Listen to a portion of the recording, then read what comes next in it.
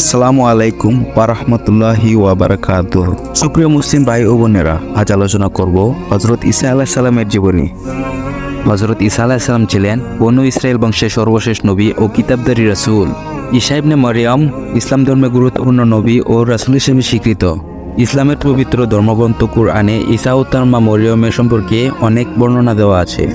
ইসলামে ঈসাকে মসিহ উপাধি দেওয়া হয়েছে, যার অর্থ অভিষিক্ত।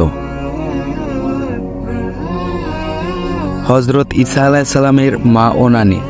ঈসা আলাইহিস সালামের আলোচনা করতে গেলে তার মা ও নানির আলোচনা আগেই করে নিতে হয়, কারণ তাদের ঘটনাগুলির সাথে ঈসা আলাইহিস সালামের জীবনের গভীর যোগসূত্র রয়েছে। পূর্ববর্তী পয়গম্বরগণের শরিয়াতে প্রচলিত ইবাদত পদ্ধতির মধ্যে আল্লাহর নামে সন্তান উৎসর্গ করার রেওয়াজও চালু ছিল।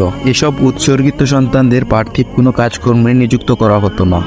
এই পদ্ধতি অনুযায়ী ঈসা আলাইহিস সালামের নানী অর্থাৎ ইমরানের স্ত্রী নিজের গর্ভস্থ সন্তান সম্পর্কে মানত করলেন যে তাকে বিশেষভাবে আল্লাহর ঘর বাইতুল মুকাদ্দাসের খিদমতে নিয়োজিত করা হবে। তিনি ভেবেছিলেন যে পুত্র সন্তান হবে, কিন্তু তিনি কন্যা সন্তান প্রসব করলেন। তখন আক্ষেপ করে বললেন, হে আল্লাহ, আমি কন্যা প্রসব করেছি।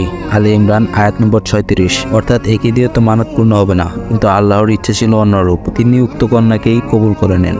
বস্তুত তিনি ছিলেন মারিয়াম বিনতে ইমরান। ঈসা আলাইহিস সালামের কুমারী মাতা ছিলেন। রাসূলুল্লাহ সাল্লাল্লাহু আলাইহি সাল্লাম জান্নাতের শ্রেষ্ঠ চারজন মহিলার অন্যতম হিসাবে বর্ণনা করেছেন। যেমন তিনি বলেন, জান্নাতবাসী মহিলাগণের মধ্যে সেরা হলেন চারজন: খাদিজা বিনতে খুয়ালিদ, ফাতেমা বিনতে মুহাম্মদ, মারিয়াম বিনতে ইমরান এবং আসিয়া বিনতে মুজাহিম, যিনি ফেরাউনের স্ত্রী ছিলেন। শ্রোতা বন্ধুরা, আমরা কি পারি না দিন প্রচারে একটিবার ভিডিওটি শেয়ার করতে? চলুন আমরা শেয়ার করি এবং অন্যকে দেখার সুযোগ করে দিই।